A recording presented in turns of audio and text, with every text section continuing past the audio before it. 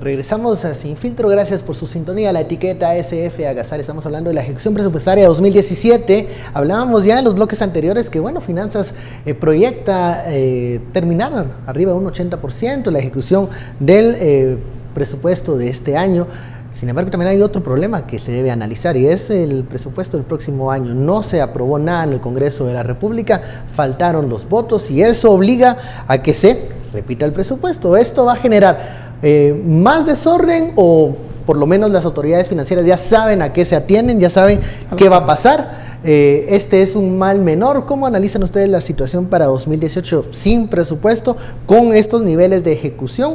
¿Ya aprendieron los ministros dónde están los procesos que les costaban entender? Lo dijo el ministro de Comunicaciones, ya le va agarrando la onda, dijo en una declaración, ya le va agarrando la onda a las contrataciones, dice.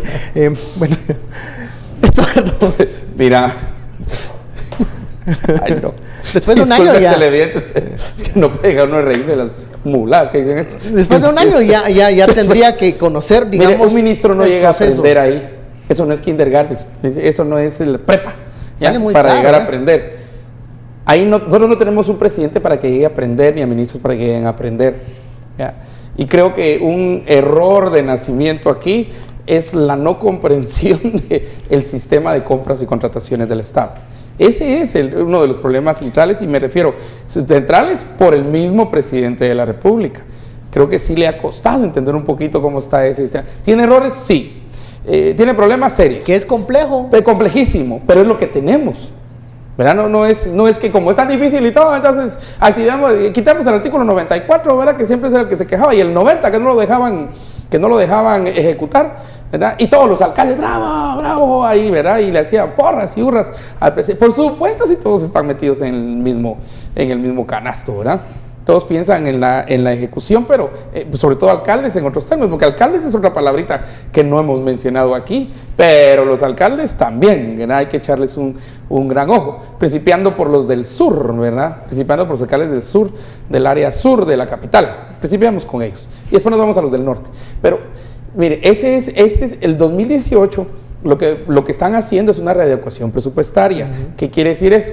Que como no pasó el 2018, entonces tienen que readecuar esto al que ya viene de 2017. Adaptarlo. Entonces yo te decía en el corte que aquí vamos a empezar a ver como un cortocircuito ahí por marzo, abril, fuerte. Porque la recaudación, yo por lo menos creo que son muy optimistas, 63 mil millones, ¿verdad? ¿Y cuál es mi evidencia? Que este año no cumplieron. La recaudación no se cumplió este año, ¿verdad? Entonces, esto. ¿Y cuál era el segundo punto que proponía? El segundo punto es también cuánto voy a prestar. Cuidado, porque en los préstamos, miren, ya nos bajaron de calificación de riesgo país. Eso quiere decir que cuando estamos en una baja en Fitch Ratings, Standard & Poor's y todos estos, y vamos hacia la baja, hay un problema. Que mucho pueden ellos creer en los préstamos, y gente que presta pisto puede estar tocando la puerta todo el día. Mire, aquí le doy un extrafinanciamiento, aquí le doy esto y todo. Pero simplemente cuando ya se ve muy peligrosa no dan nada. Y tercero, este va a ser un problema que este año 2018 se va a enfrentar, y es el problema no solo de ejecución, sino de revisión de la calidad de lo que se contrató y en teoría se ejecutó, entre comillas, entre el 11 de diciembre del 2017 al 31 de diciembre de 2017. Porque aquí la pregunta es, y en enero, febrero, marzo, ¿quién va a revisar lo que se contrató estos días? ¿Bajo cuáles parámetros? ¿Bajo cuáles resultados? ¿Ya? Y entonces regresar. Y sí, una falta de pensamiento estratégico, que eso al final se convierte en una visión que tendría que tener el presidente, para no caer entonces en lo que decías en el corte, para no caer entonces en endeudarnos a partir de jugarle la vuelta a la cosa con bonos, ¿verdad? Y entonces de ahí hasta que tira bonos y que tiran bonos y que tiran bonos y que tiran bonos, casi que ponen canasta de bonos en el Guarda y en el Mercado Central, ¿verdad? Ahí el ministro de Finanzas pone su canasta de bonos, ¿verdad? Porque, ¿verdad? Cuidado, porque el bono al final es deuda, ¿verdad? El bono es deuda diferida, pero es deuda. ¿Ya? Entonces ahí es otro de los puntos que vamos a tener que ver, porque si no hay préstamo, baja recaudación, Y la presión, pues por lo menos la del 18 va a ser la misma que el 17, un poquito mayor, por supuesto, pero entonces pueden recurrir a bonos, y cuidado, porque eso es deuda y hay que pagarla. Ahora, ¿cómo vemos el escenario de la readecuación del 2018, teniendo en cuenta que hay falencias en cuanto a planificación, a cumplimiento de metas, divorcio entre las prioridades y el ingreso que tiene el Estado? ¿Cómo va a ser esta readecuación? ¿Vamos a repetir errores o vamos a aprender lecciones?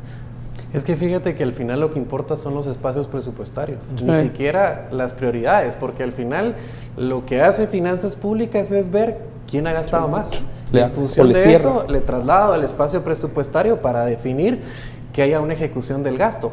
No importa si es un gasto de calidad. Es más, a muchas instituciones les dicen, ¿sabes qué? Espérate a marzo, porque en marzo ya te puedo generar un espacio presupuestario para que readecues un programa que ahorita me presupuestaste con 0. Entonces, ¿cómo es posible que tú veas que hay un presupuesto de programa con 0? Porque lo que están esperando es que llegue a marzo para que se le pueda trasladar la plata. Entonces, yo nunca pensé decir esto, pero realmente me alegra que no haya habido una aprobación del presupuesto, porque claramente tenía una definición del pacto de corruptos. Es decir, no había una justificación para su ampliación, no había una justificación para el destino del gasto, tampoco había una lógica de distribución territorial, es decir, cuáles son los criterios de focalización de ese propio gasto. Entonces lo que ves es que es un reparto netamente clientelar en función de quién apoya más o menos a determinadas figuras. No puedes tener una aprobación del presupuesto ligada a la elección de la Junta Directiva del Congreso, porque entonces lo que ves es una negociación justamente de cuánto cuesta mi pasaporte para la Junta Directiva en función de cuál es mi voto para la aprobación del presupuesto. Era apoyos nada más. Así es. Entonces lo que tienes es un presupuesto que obedece a una base netamente clientelar. Es decir, a base de contrataciones espurias, a base de un destino del gasto justamente para beneficiar bases electorales, pero no ves que los procesos tengan una lógica.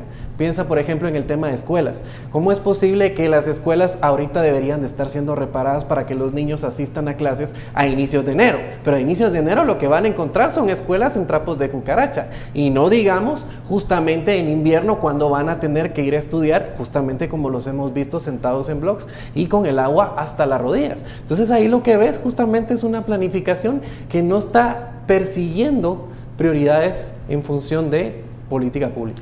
Jugar a perder este presupuesto por lo menos nos deja en un escenario en donde va a ser más controlable el gasto, si bien no es lo ideal, pero no va a ser ese cheque en blanco que podría haber sido 2018 esa propuesta. Sujeto a ampliación.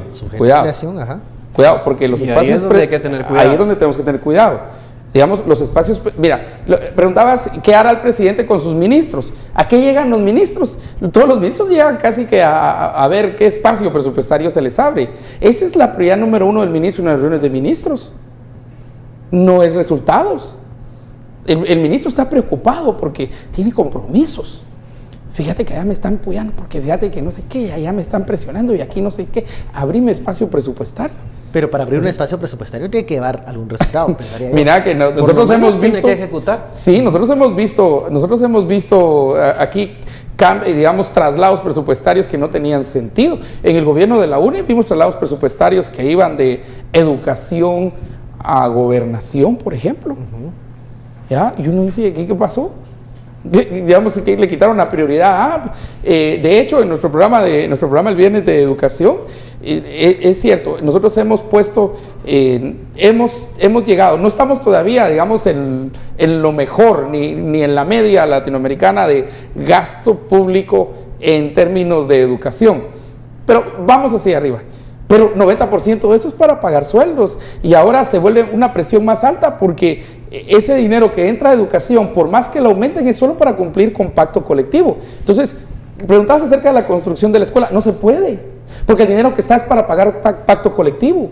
No preguntabas acerca del abastecimiento del hospital, no se puede, porque es para pagar los 63 sindicatos de salud. Pero eso el gobierno no te lo va a detallar. Porque solo te dice, bueno, se asignó tanto y se ejecutó un porcentaje. Pero ejecutar sí no va a decir pagamos el pacto colectivo, pero yo creo que ese es uno de los grandes temas que tendría que comunicar en el liderazgo y en la visión estratégica que estabas hablando, precisamente el presidente, y decir, miren, Y decirlo así, decirlo frente a nosotros los ciudadanos. Miren, para educación tenemos 100. El problema está que esos 100, 90 se van para pagar sueldos y se van para pagar los pactos colectivos. Y eso, como cada año va en aumento, este año vamos a tener 120 para educación, pero de esos 120, 105 se van a ir porque aumentó el porcentaje, y así va a ser para salud. Entonces no tenemos para construir escuelas, que eso sería inversión, ¿ya? Pero que lo digan. El problema está, ejecutamos 99%, sí, ¿en qué, verdad? No, y la escuela va a seguir igual en enero. El niño va a llegar con sin mucho a bloque, ¿verdad? Pues los que crecimos en pueblos y todo eso, sabemos que es sentarse en un bloque, sabemos que es recibir clases debajo de un árbol. Ya los que crecimos, ¿ya? Y en Chimaltenango así era, pero o en una galera, ¿verdad? En lámina, que en estos fríos se enferman todos los niños y en el verano se queda uno deshidratado. Pero esas son las lógicas que no entendemos. Y esa lógica, miren, desde los 60 y 70 hasta ahora, y supongo que antes, pero lo que estamos viendo es esto. Entonces, aquí, para el próximo año, cuidado entonces con el uso de bonos si no es que entran a préstamos. Si entran a préstamos es deuda, cualquiera de los dos es deuda. Y luego la readecuación. Sí vamos a poder controlar un poquito la readecuación porque tenemos el grid, el parámetro de este presupuesto fiscal. Pero las ampliaciones y los cambios de dinero de una bolsa a otra, eso es lo complicado. Cerremos el tema del presupuesto, esta tragedia de estos últimos días de diciembre en donde se incrementa la ejecución, pero muchas veces no para buenas intenciones. Yo lo que creo es que al final hay una irresponsabilidad por parte de todo el proceso de planificación. Lo que ves es que cuando ves la curva, digamos, del comportamiento de ejecución presupuestaria, empieza a subir en junio. Es decir, lo que debió haber sido junio debería de ser enero. Y entonces lo que ves es qué sucedió en ese desempeño. Es decir, todos los procesos de licitación y de compras y contrataciones se les cayeron, no funcionaron, y ahora ¿cuál es la justificación para decir es que en diciembre nos vamos a comportar mejor? Y entonces ahí lo que tú ves es actividades que no tienen nada que ver con resultados, es decir, hacia dónde o por qué lo están ejecutando, y entonces lo que terminas viendo es un gasto superfluo. Y entonces al final del día vas a ver que ¿qué es lo clásico que sucede con el Ministerio de Desarrollo Social? Le quitan gran parte de su techo presupuestario para mejorar su desempeño. Entonces ahí lo que ves es que ¿por qué pidió tanta plata si no la puede ejecutar? Porque una de las grandes preguntas que uno se hace es ¿qué justifica esa cantidad de presupuesto?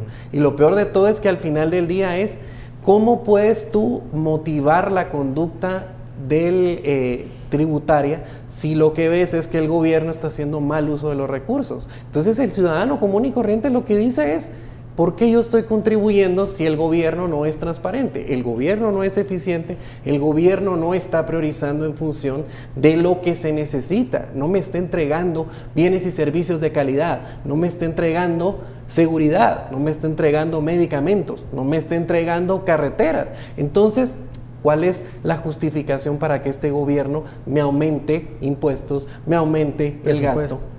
Okay. Bueno, vamos a la pausa. Al regresar hablaremos de este rifirrafe que se está llevando a cabo entre el presidente Jimmy Morales y el procurador de los derechos humanos. Volvemos luego del corte.